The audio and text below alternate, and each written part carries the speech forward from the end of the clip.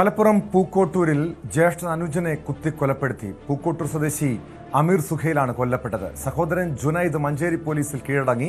സാമ്പത്തിക പ്രശ്നങ്ങളും കടബാധ്യതകളുമാണ് തർക്കത്തിന് ഒടുവിൽ കൊലപാതകത്തിനും കാരണമെന്ന് പോലീസ് പറയുന്നു. ഞങ്ങളിവിടെ വരുമ്പോൾ കാണുന്ന കാഴ്ചതാണ് പിന്നെ മരണപ്പെട്ട് കിടക്കണേ.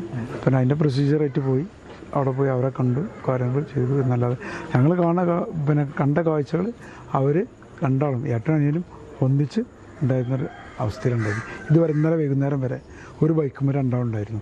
പിന്നെ രാത്രി എന്ത് സംഭവിച്ചു എന്നുള്ളത് അവർക്ക് തന്നെ അറിയുള്ളൂ. ഇവിടെ അവർക്കും ചോദിച്ചിട്ട് മനസ്സിലാവണമെങ്കിൽ ആർക്കും അറിയണില്ല. ഒരു 4 മണിൻ്റെ 5 മണിൻ്റെ ഉള്ളിൽ ഉള്ളത്.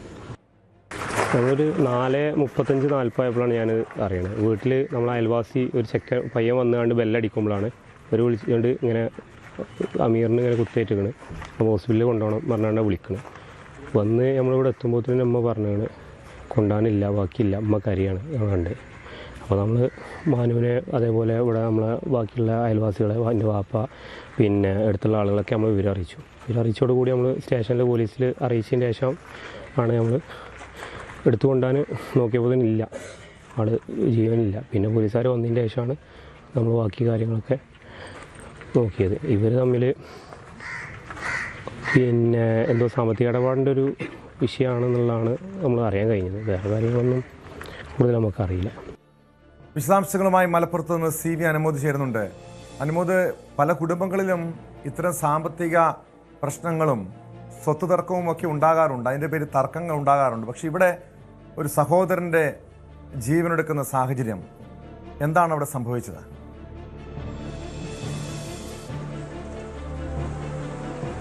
ടോം, ജുനൈദും അമീറും തമ്മിൽ ഈ ഒരു വിഷയത്തിലേക്ക് നയിച്ചത് സാമ്പത്തിക പ്രശ്നങ്ങളും കടബാധ്യതകളുമാണെന്ന സൂചനയാണ് പോലീസിൽ നിന്ന് ലഭിക്കുന്നത്.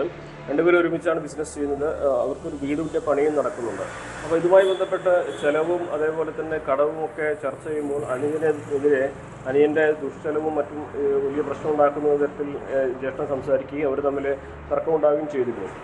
പക്ഷേ അത് ഏതൊരു സാധാരണ കുടുംബത്തിലും ഉണ്ടാകുന്ന പോലെ ഒരു തർക്കമാണ് എന്ന് വേണം കരുതാം. കാരണം നമ്മൾ ആദ്യം കേട്ട ഒരു സാക്ഷിയുടെ പരിസരവാസിയുടെ മൊഴിയിൽ തന്നെ എപ്പോഴും അവർ ഒരുമിച്ചാണ് കാണാറുള്ളത്. ഇന്നലെ രാത്രിയും ഞങ്ങൾ ഒരുമിച്ച് കണ്ടതാണെന്ന് പറയുമ്പോൾ പെട്ടെന്നുണ്ടായൊരു പ്രകോപനമാകാം ഈ ഒരു കൃത്യത്തിലേക്ക് നയിച്ചത് എന്ന് വേണം പ്രാഥമികമായിട്ട് വിലയിരുത്തുവാൻ.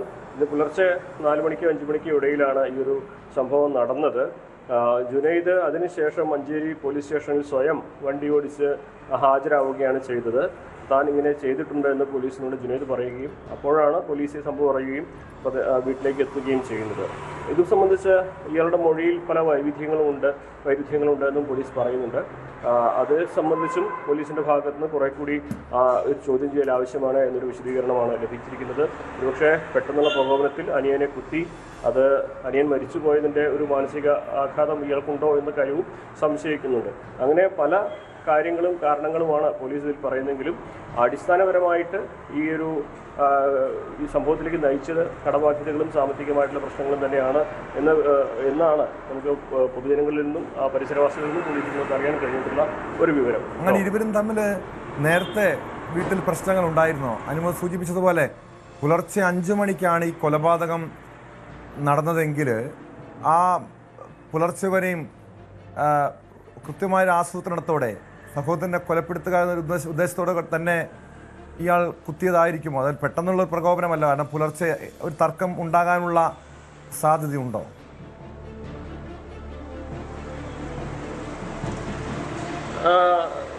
ചിലപ്പോൾ രാത്രിയിൽ ഒരുപാട് സമയം ഇതുമായി ബന്ധപ്പെട്ട തർക്കങ്ങൾ ഉണ്ടായിരിക്കാം. രാവിലെ അതിന് മറുപടിയായിട്ട് മറ്റെന്തെങ്കിലും വിഷയങ്ങൾ വരികയോ പെട്ടെന്ന് പ്രകോപനം ഉണ്ടാകുകയോ ചെയ്യാനുള്ള സാധ്യത തള്ളിക്കളയുന്നില്ല. എന്നാലും ഇതിൽ 2 കാര്യങ്ങളാണ് പോലീസ് സംശയിക്കുന്നത്. ഒന്ന് ഇക്കാര്യത്തിൽ ഒരു ആസൂത്രിതമായ നീക്കം ഈ ജുനൈദിൻ്റെ ഭാഗത്ത് ഉണ്ടായിട്ടുണ്ടോ എന്നുള്ളത്. 2 കുത്തേറ്റിട്ടുണ്ട് ഇയാൾക്ക് എന്നാണ് പറയുന്നത്. മരണം വീട്ടിൽ വെച്ച് തന്നെയായിരുന്നു.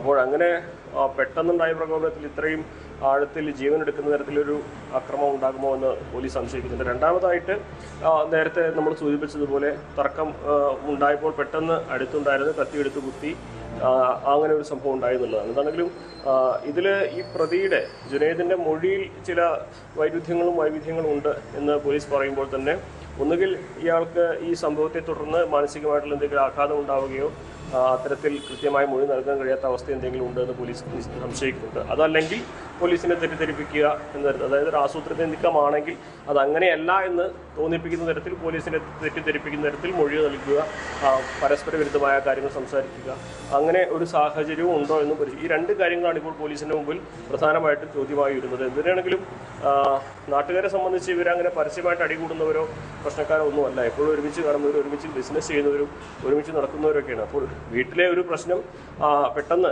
ഒരു സാമ്പത്തിക ബാധ്യതകൾ കുറിച്ചുള്ള തർക്കം ഇങ്ങനെ ഒരു കുറ്റത്തിലേക്ക് വഴിമാറി എന്ന നിഗമനം തന്നെയാണ് പൊതുജനത്തിനും പരിസരവാസികൾക്കൊക്കെ ഉള്ളത്. കേട്ടോ.